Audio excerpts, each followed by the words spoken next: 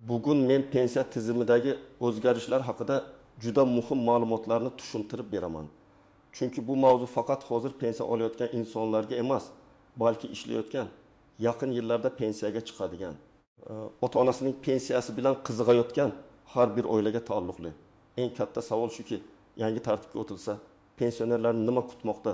Pensiya kamayadimi? Qayta hisob-kitob bo'ladimi? Hujjatlar yana boshdan yig'iladimi?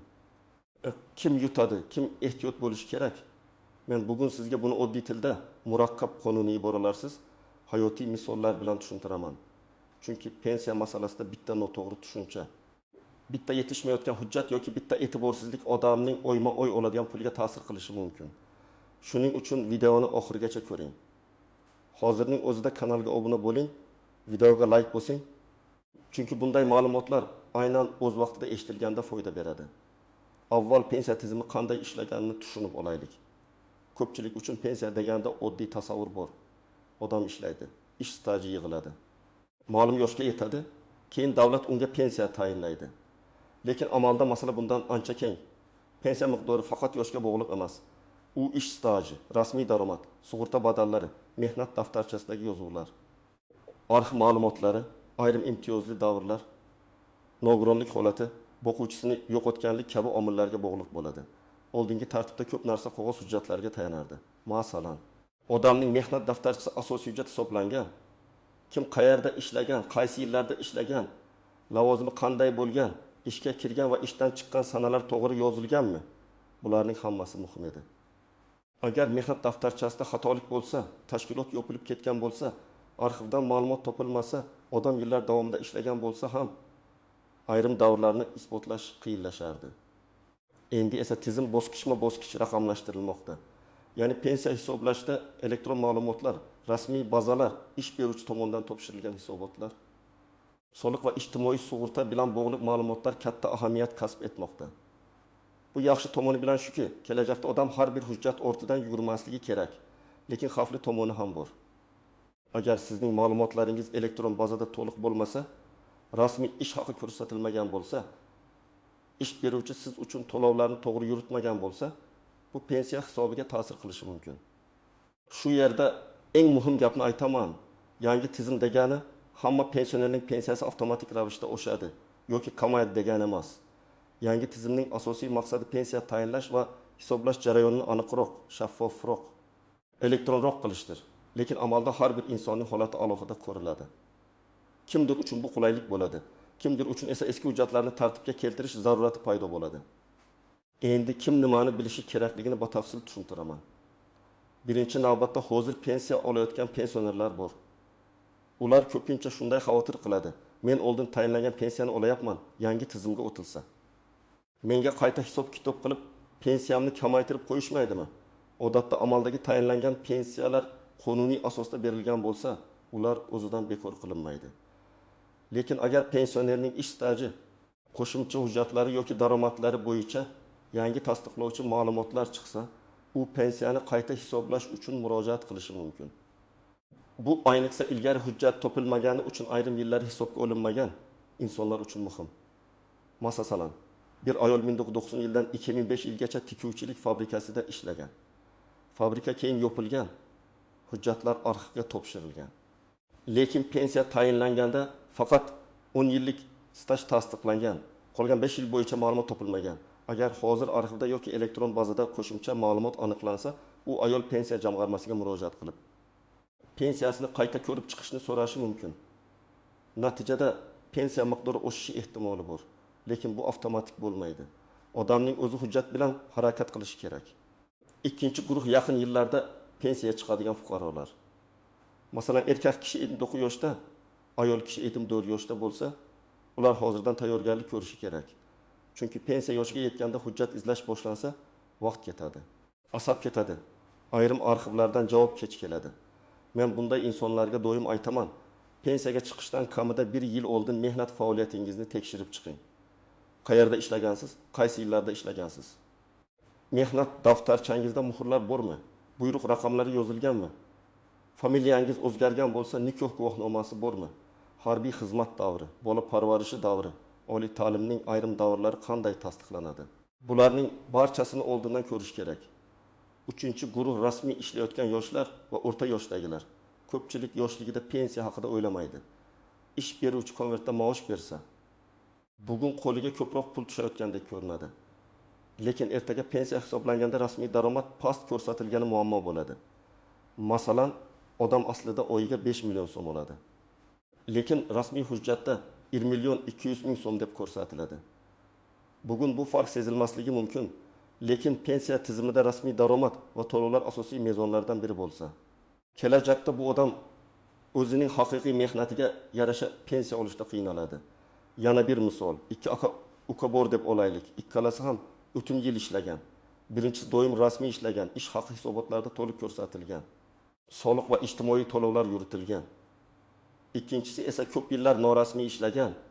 Ba'zi joylarda mehnat shartnomasiz ishlagan, ba'zan maosh qog'ozda juda past ko'rsatilgan. Tashqaridan qaraganda ikkalasi ham bir umr mehnat qilgan. Lekin pensiya tayinlash davlat tizimi asosan hujjatga qaraydi. Natijada birinchisining pensiyasi yuqoriroq bo'lishi, ikkinchisi esa o'z mehnatini isbotlash uchun hujjat ortidan yurishi mumkin. Kimlar ko'proq xavotir qilishi kerak? Birinchi navbatda mehnat daftarchasida uzilishlar bo'lganlar.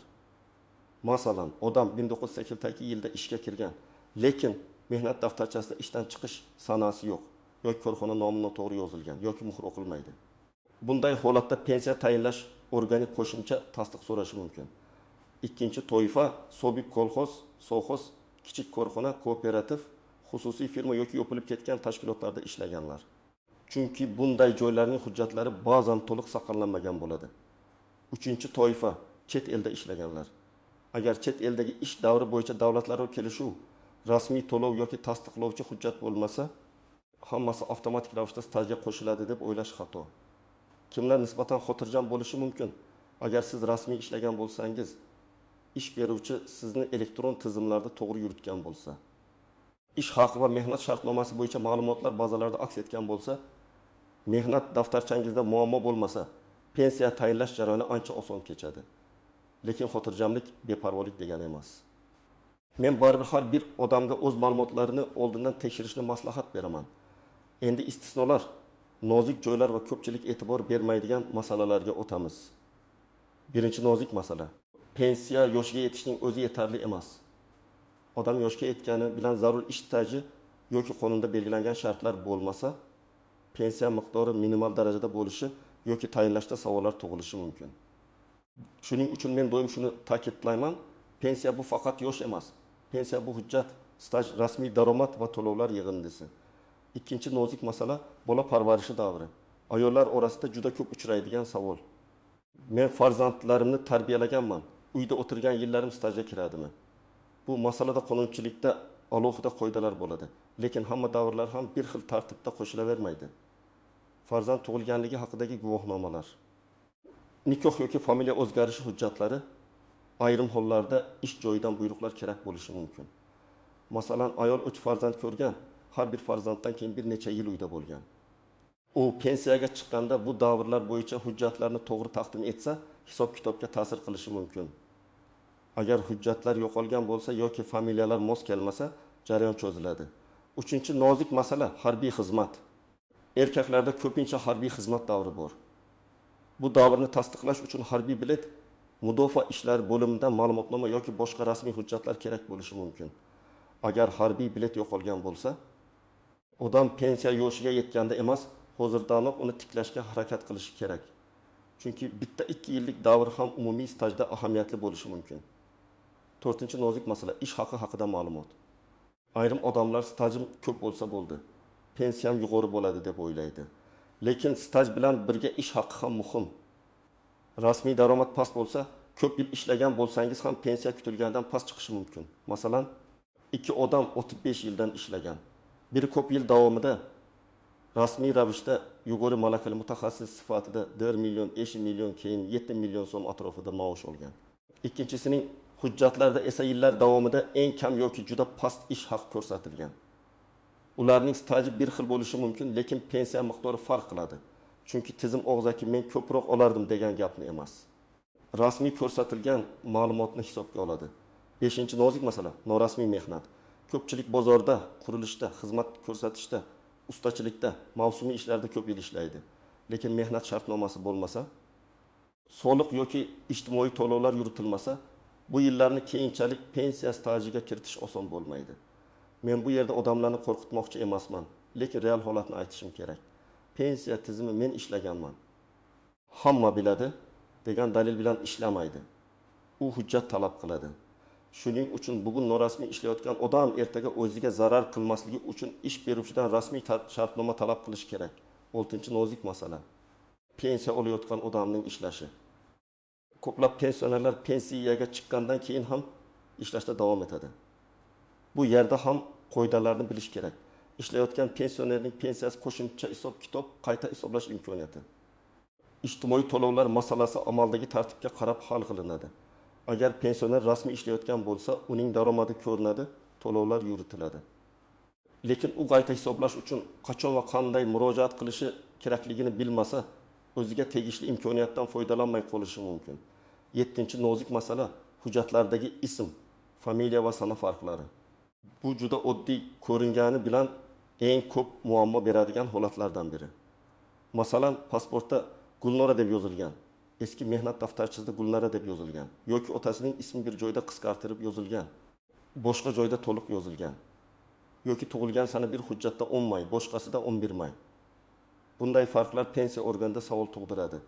Chunki tizim aynan shu odam haqida gap ketayotganini tasdiqlashi kerak. Shuning uchun bunday xatolarni oldindan ko'rib, kerak bo'lsa FDYO arxiv, sud yoki boshqa vakolatli organlar orqali to'g'irlash kerak bo'ladi. 8-nozik masala meros bo'lib qoladigan yoki boquvchisini yo'qotganlik pensiyasi. Oilada asosiy boquvchi vafot etsa, uning qaramog'ida bo'lgan shaxslar qonunda belgilangan tartibda pensiya olish huquqiga ega bo'lishi mumkin. Bu yerda ham hujjat juda muhim. O'lim guvohnomasi qarindoshlikni tasdiqlovchi hujjatlar, qaramog'ida bo'lganlikni ko'rsatuvchi ma'lumotlar, bolalarning tug'ilganlik guvohnomalari, o'qish joyidan ma'lumotnomalar talab qilinishi mumkin. Yangi tizimda ayrim ma'lumotlar elektron almashinishi mumkin. Lekin hammasi bazada to'liq bo'lmasa, fuqaro baribir hujjat taqdim etadi. Endi eng muhim qismga o'tamiz. Siz hozir nima qilishingiz kerak? Men buni aniq tartibda tushuntiraman. Birinchi qadam, mehnat tarixingizni tekshiring. Uyda o'tirib, oddiy daftar oling va qaysi yilda, qayerda ishlaganingizni yozib chiqing. Masalan, 1992-1992 maktabda o'qituvchi, 1992-1998 savdo korxonasida hisobchi, 1998-2004 xususiy firmada menejer, 2004-2024 hozirgi ish joyi. Keyin mehnat daftarchangizdagi yozuvlar bilan solishtiring. Qaysi davr tushib qolgan, qaysi joyda muhr yo'q, qaysi tashkilot nomi noaniq. Ikkinchi qadam, hujjatlarni jamlang. Sizda pasport yoki ID karta, mehnat daftarchasi, diplom, harbiy bilet, farzandlar tug'ilganlik guvohnomalari, nikoh guvohnomasi, familiya o'zgargan bo'lsa, tasdiqlovchi hujjat, nogironlik bo'yicha ma'lumotnoma, ish haqi haqida arxiv ma'lumotlari bo'lishi mumkin. Har bir hujjatning nusxasini tayyorlab qo'ying. Asl hujjatlarni alohida papkada saqlang. Men ko'p ko'rganman. Odam pensiyaga hujjat topshirish paytida eski diplomini topa olmaydi. Mehnat daftarchasi yirtilgan, harbiy bilet yo'q. Keyin jarayon oylar davomida cho'ziladi. 3-qadam, elektron ma'lumotlaringizni tekshiring.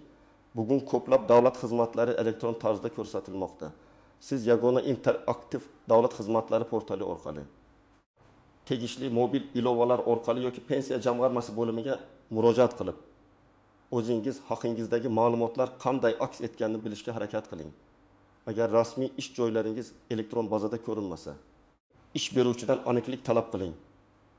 Agar hozir ishlayotgan bo'lsangiz, mehnat shartnomangiz rasmiy ro'yxatdan o'tganmi? Ish haqi to'liq ko'rsatilganmi? Buni tekshirishga haqqingiz bor. 4-qadam, arxiv masalasini kechiktirmang. Agar eski ish joyingiz yopilgan bo'lsa, o'sha tashkilot hujjatlari qayerga topshirilganini aniqlang.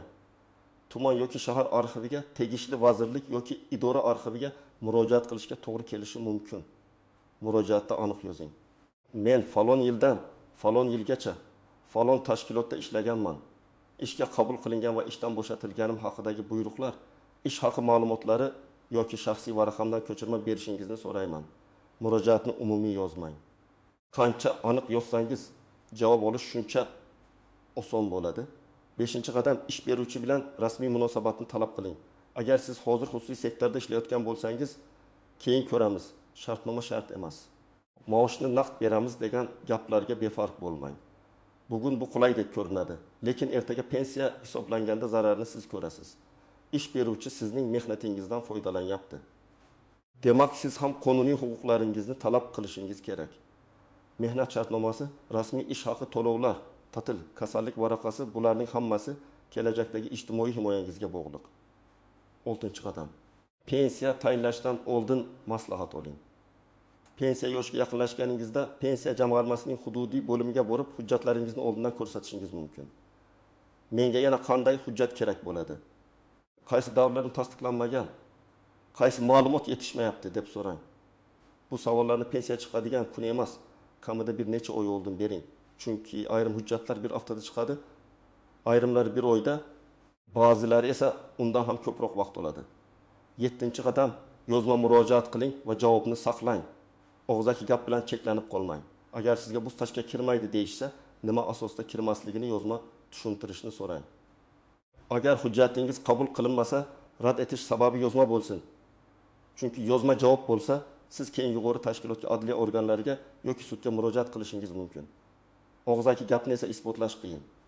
8-qadam. Pensiya miqdorini tushunishga harakat qiling. Sizga tayinlangan pensiya summasi chiqsa, uni shunchaki qabul qilib qo'ymang. Qaysi staj hisobga olingan, qaysi ish haqi davri olingan, qanday qo'shimchalar bor, imtiyozlar qo'llanganmi? Buni so'rang. Men har doim aytaman, pensioner o'z pensiyasining qanday hisoblanganini bilishga haqli. Bu shubha qilish uchun emas, o'z huquqini tushunish uchun kerak. 9-qadam, oiladagi katta yoshli insonlarga yordam bering. Ko'p ota-onalarimiz, buvilarimiz va bobolarimiz hujjat ishlaridan tortinadi. Ular borib nima qilaman? Baribir foydasi yo'q. Men tushunmayman deb qo'l siltashi mumkin.